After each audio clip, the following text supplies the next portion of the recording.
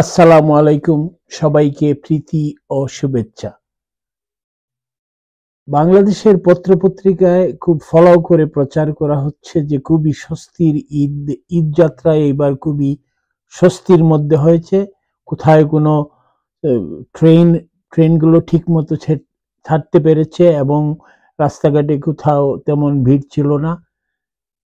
কারণটা কি? হঠাৎ করে মানুষ চলে গেল কোথায়? বা ট্রেনই বা এত সুন্দরভাবে চললো কিভাবে? নিশ্চয়ই কোনো গায়েবী কোনো কিছু না। কেউ উনারা সরকারি প্রচার যন্ত্র প্রচার করতেছে, ইউনূস সাহেব আলাদিনের চেরাগের মতো ফু দিয়ে সব ঠিক করে দিয়েছেন, কিন্তু বাস্তবতাটা একটু আমরা গাঠাই। বাংলাদেশে প্রায় ৯৫০ ফ্যাক্টরি, ছোট বড় মাঝারি ৯,৮০০ ইন্ডাস্ট্রি আছে, গার্মেন্টস থেকে মেশিন টুলস সবকিছু মিলিয়ে। এর মধ্যে প্রায় ৭,৩০০ কারখানায় কোনো বেতন ভাতা দেওয়া কিছুই দেওয়া হয়নি।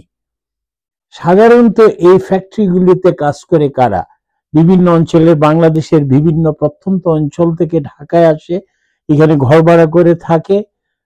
80% সবাই ঈদের সময় বাড়িতে যায়, আবার চলে আসে। কিন্তু এইবার কোনো ভাতা নাই, কিছু নাই, বেতন নাই, ওরা যেতে পারেনি। তো কত লোক যেতে পারেনি? প্রায় ৭,৩০০ ফ্যাক্টরিতে যদি আপনি ৩০০ করে ধরেন, এখানে প্রায় ২০ লাখেরও বেশি লোক। ধরেন আপনি ১৫ লক্ষ লোক যদি ঈদে বাড়িতে যেতে না পারে, অবশ্যই রাস্তাঘাট খালি থাকবে। এই হলো অবস্থা। কারণ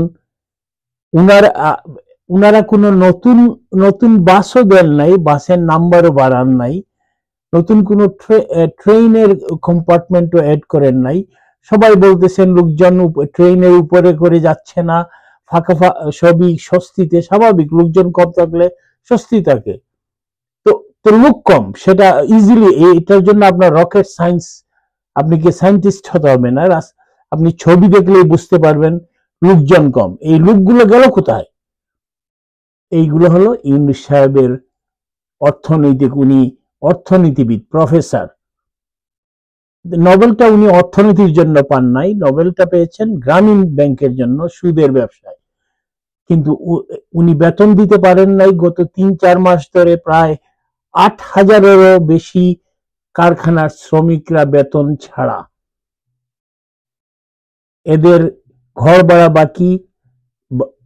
বাড়িতে যে যাবে, বা মানুষ সাধারণত বাড়িতে যায়, কাপড় চোপড় নিয়ে যায়, আত্মীয় স্বজন সবার জন্য ট্রেনের ভাড়া লাগে, ওরা ঘর থেকে বাইরেই নেই, ওরা ঢাকায় আছে।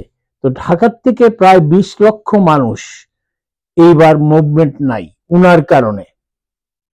তো অবভিয়াসলি রাস্তাঘাটে গাড়ি ঘোড়া তেমন জাম হবে না, সবাই স্বাচ্ছন্দ্যে যেতে পারবেন, যাদের পয়সা আছে তারা যেতে পারবে। এখন দেখেন ট্রেনে এইখানে দেখেন এই আসিফ নজরুল, সেই বাটপাটটা, সে স্ট্যাটাস দিয়েছে আপা ছাড়া, কি যেন লিখেছে জানি, আপা ছাড়া স্বস্তির ঈদ। স্বাভাবিক, তোমরা তো ২০ লক্ষ মানুষকে এখানে না খেয়ে মেরে অর্ধেক আদামারা করে ফেলেছ। অবশ্যই তো তোমরা তো মাটি চাও। পাকিস্তানিদের মধ্যে যেমন টিক্কা খান বলেছিল পুরা পুরা মাটির নীতি, তোমরাও তাই। তোমরা বাংলার মানুষকে ভালো পাও না, তোমরা টাকা চুরি করতে ভালো পাও। যেমন ইতিমধ্যেই তোমরা সবাই ১,০০০ কোটি টাকার মালিক হয়ে গেছো। তো সে আসিফ নজরুলের দৃষ্টিতে এটা স্বস্তির ঈদ। এখন ট্রেন নিয়ে আসেন আপনি। ট্রেনের যে দুটো ইম্পর্টেন্ট ব্রিজ, যমুনা রেল সেতু উদ্বোধন হয়েছে। আগে পুরানোটায় অনলি ওয়ান ট্র্যাক ছিল, এখন নতুন ব্রিজটা নতুন করে, আপনি আগে যেখানে হাফ এন আওয়ার সময় লাগতো আস্তে আস্তে, আবার অনেকগুলো চেকিং থাকতো, অনেক নিয়ম, এখন স্ট্রেট ইন 4 মিনিটস আপনি যমুনা রেল সেতু দিয়ে ক্রস করতে পারেন। দ্বিতীয়ত, পদ্মা সেতুতে রেল কানেকশনটাও এই কিছুদিন আগে উদ্বোধন করা হয়েছে। অথবা বাংলাদেশের 50%-এরও বেশি মানুষ স্বচ্ছন্দে বাড়ি যেতে পেরেছে। এবং আগে যখন যমুনা ব্রিজ দিয়ে যে অন্যান্য ট্রেনগুলো চলে আসতো ফরিদপুর যশোর এই লাইনের, এগুলো আবার ব্যাক টু যমুনা পদ্মা সেতু দিয়ে যাচ্ছে। এই হলো সামগ্রিক পরিস্থিতি। তো আবারও জননেত্রী শেখ হাসিনাকে ধন্যবাদ জানাতে হয় উনার সেই সুদূর প্রসারী পরিকল্পনার জন্য। যদিও এইগুলো কাজ করতে অনেক বছর সময় লেগেছে, স্বাভাবিক, এগুলো ফার্স্ট অফ অল আমাদের সবকিছু ইম্পর্টেন্ট, বাট টেকনিশিয়ান থেকে শুরু করে মেটেরিয়াল সবই বাইরে থেকে নিয়ে আসে। তো এরা সবসময়ই অন্যের কাজে ওরা ক্রেডিট নিতে চায়, সুন্দর করে ফলাও করতেছে, আমরা করেছি, এইবার প্রথম ইন্টারভিউ নিয়ে এত সুন্দর ঈদযাত্রা আর কখনো হয়নি, কিন্তু এর পিছনে যে কি হয়েছে সেটা ওরা বলে না।